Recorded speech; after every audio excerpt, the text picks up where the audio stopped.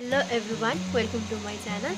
आज चाहिँ म तपाईँहरूसँग हाम्रो 5वटा नराम्रो बानीहरूको बारेमा सेयर गर्दैछु र तपाईँहरूसँग त्यो बानी छ भने आजदेखि छोड्ने कोसिस गर्नु। र हामी मोटिभेसनल भिडियो भन्ने बित्तिकै होइन, मोटिभेसनल भिडियो त सुन्छौँ, हेर्छौँ, अनि हो जस्तो त लाग्छ एकछिन चाहिँ अनि हामी लागु पनि गर्ने कोसिस गर्छौँ कि म अरूसँग कम्पेयर गर्नु हुँदैन, म खुसी हुनपर्छ, यस्तो यस्तो अरूको हेर्नु हुँदैन भनेर हामी एक्साइटेड हुन्छौँ। किनभने मोटिभेसनल भिडियो हेरेर हुन्छ नि त, मोटिभेसनल भइरहेको हुन्छ।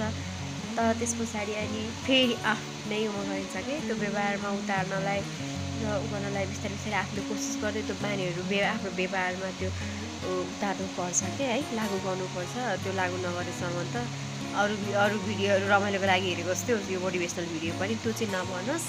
र म 5वटा नराम्रो बानीहरूको बारेमा बताउँदै। नम्बर 1 नराम्रो बानी चाहिँ हामीले धेरै कामहरूमा हात हाल्छौँ कि हाल्दैनौँ कि धेरै ठाउँमा हात हाल्छौँ र फेरि कम्प्लिट गर्दैनौँ है। कतिजनाको यो बानीहरू हुन्छ, उहाँहरूले कामहरू गरिरहेको पनि भएको हुन्छ, यस्तो धेरै बिजी भइरहनु भएको हुन्छ, यसमा नि हात हालेछ, त्यसै नि हात हालेछ, त्यसै नि हात हालेछ, त्यसै नि हात हालेछ गरेर सफल भइरहनु भएको हुँदैन कि सबै कामहरू लथालिङ्ग अलिकति लथालिङ्ग हुन्छ। त्यही मध्ये एउटामा मात्र फोकस गरेर त्यहीलाई गरेको भए त त्यसैबाट उन्नति प्रगति हुन्थ्यो, तपाईँलाई खुसी पनि दिन्थ्यो, ओहो मेरो काम भयो भनेर मोटिभेसनल यस्तै मिल्थ्यो कि है। अनि त्यसपछि एकछिन त मोटिभेसनल भएर कामहरू स्टार्ट गरिन्छ, त्यो कम्प्लिट गरिँदैन के है। फर्स्ट हाम्रो सबैभन्दा नराम्रो बानी चाहिँ त्यो कि अब कामहरू स्टार्ट गरेपछि कम्प्लिट गर्नुपर्छ। जुन कुरा गर्छु गर्न लानेर रिसिसकेपछि कम्प्लिट गर्नुपर्छ क्या है। त भइहाल्यो, एउटा काममा मात्रै हात हाल्नुहोस् र त्यो कामलाई कम्प्लिट गर्नुहोस्। सेकेन्ड बानी, हामी अरूसँग कम्पेयर गर्ने, कम्पिटिसन गर्ने बानीहरू हुन्छ कि सुन्न त सुनिरहेको हुन्छ, अरूलाई होइन आफूलाई फोकस गर्नुहोस् होइन, आफूलाई फोकस गर्ने कुराहरू सुनिरहेको हुन्छ, तर कतिपय समयमा अरूहरूलाई हेरिरहेको हुन्छ क्या है।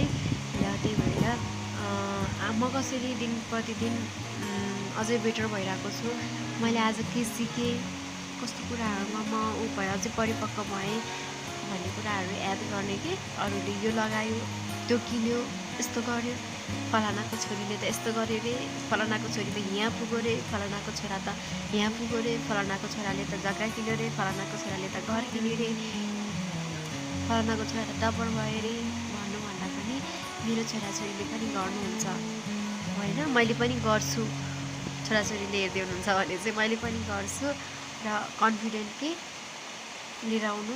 किनभने तपाईँ आफ्नै आफूमा युनिक हुनुहुन्छ, तपाईँमा पनि एउटा छ कि तपाईँमा ट्यालेन्ट पहिलेदेखि भगवान्ले केही न केही दिएर पठाउनु भएको छ संसारमा राज गर भनेर कि है। त्यो कुराहरूलाई चाहिँ हामीले गर्नुपर्छ, बिस्तारै खोज्दै चाहिँ जानुपर्छ र युनिक हुनुहुन्छ। कम्पेयर नगर्नु, अरूसँग कम्पिटिसन नगर्नु, कम्पिटिसन आफूले आफूसँग गर्नु।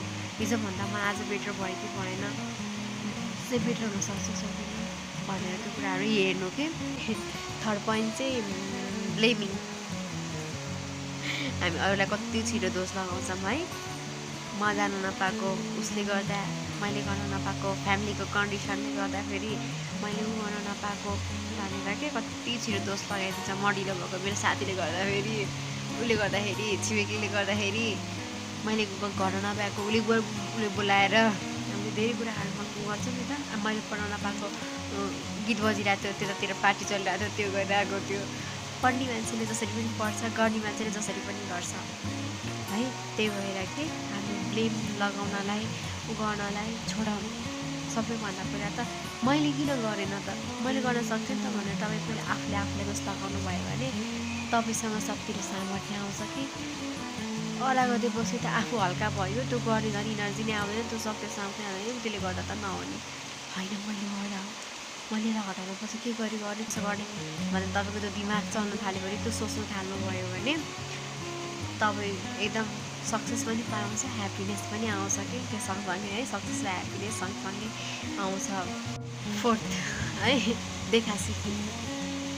अहिले फेसबुक, टिकटक अनि ब्लग भिडियोहरू हामी धेरै हेर्छौँ होइन, टाइम पास गर्नको लागि, रिफ्रेसमेन्टको लागि हेर्नु नहेर्ने होइन, त्यसबाट राम्रो कुराहरू सिक्नु कि उहाँले के राम्रो कुराहरू गर्नुभएछ, उहाँले कसरी बेस्ट गर्नु हुँदो रहेछ भनेर राम्रो कुराहरू सिक्नु, जे कुराबाट नि राम्रो र नराम्रो पोइन्टहरू हुन्छ नि त, जे कुरामा पनि राम्रो नराम्रो पोइन्ट हुन्छ। तपाईँको हेर्ने नजरिया र सोच्ने सोच राम्रो हुनुपर्छ है। तपाईँले सोच्न राम्रो सोच्नुभयो भने, हेर्ने तरिकाहरू राम्रो भयो भने चाहिँ जे कुराबाट नै सिक्न सकिन्छ र त्यो कुराहरूबाट नै सिक्नु, देखासिखी गर्नुभन्दा पनि जे देख्यो त्यो चाहियो, उसले जे गर्यो त्यही गर्यो भन्दा कपी र देखासिखी होइन, त्यो उसले गरेको कपी गर्नुभन्दा पनि म नै युनिक छु नि त, म नै बेटर गर्न सक्छु, म नै राम्रो गर्न सक्छु भनेर देखासिखी र अनि त्यसले गरेको कपी गर्न छोड्नु, एकदम ह्याप्पिनेस अलवेज। र पाँचौँ है, जुन पनि काम गर्नुहुन्छ खुसी भएर गर्नु है। कुनै पनि बाध्यताले गर्न पर्यो, उसले भनेको थियो गर्न पर्यो, यस्तो उस्तो भनेर बाध्यताले नगर्नु के है। खुसी भएर आफ्नो मनको इच्छा लागेको कुराहरू गर्नु। र यो भन्नलाई सजिलो हुन्छ भनेर सोच्यो भने रहनु भयो होला, तर त्यो पुरा गर्नलाई त तपाईँकै हातमा हुन्छ। कतिपय कुराहरूलाई त मिलाउँदै लानुपर्छ नि त। अरू कुराहरूबाट पनि गर्दै गर्दै गर्दै गर्दै आएर तपाईँको ड्रिम्स, तपाईँको इच्छा होइन, त्यो कामहरूतिर नै लाग्न सकिन्छ। त्यो बुद्धि विवेक त तपाईँले आफूले लगाउनु पऱ्यो नि त, आफूले चाल्नु पऱ्यो नि त होइन। मलाई पनि त्यस्तै लाग्थ्यो क्या, भन्न त कति सजिलो हुन्छ, गर्न कति गाह्रो हुन्छ भनेर त्यस्तो कुराहरू लाग्थ्यो कि, तर आफूले नै सोच विचार गरेर आफूले त्यो स्टेपहरू चाल्न पर्दो रहेछ के है। त्यही भएर एकदम खुसी भएर कुनै पनि कुराहरू बाध्यतामा गर्न पर्यो यस्तो भनेर कहिले पनि नगर्नु। बाध्यताले केही पनि कामहरू नगर्नु, बरु मन लागेको छैन भने त्यो कामहरू गर्दै नगर्नु है। र मेरो घर परिवार चलाउनको लागि, मेरो फाइनेन्सियलहरू गर्नको लागि पनि त गर्नै पर्छ भन्ने लाग्छ भने त्यसलाई पनि गरेर तपाईँको इच्छा भएको कामलाई पनि थोरै समय दिँदै जानुभयो भने अनि तपाईँको इच्छा भएको कामले जित्छ। एकचोटि गरेर हेर्नुहोस् है। ल thank you everyone, have a nice day, by by everyone.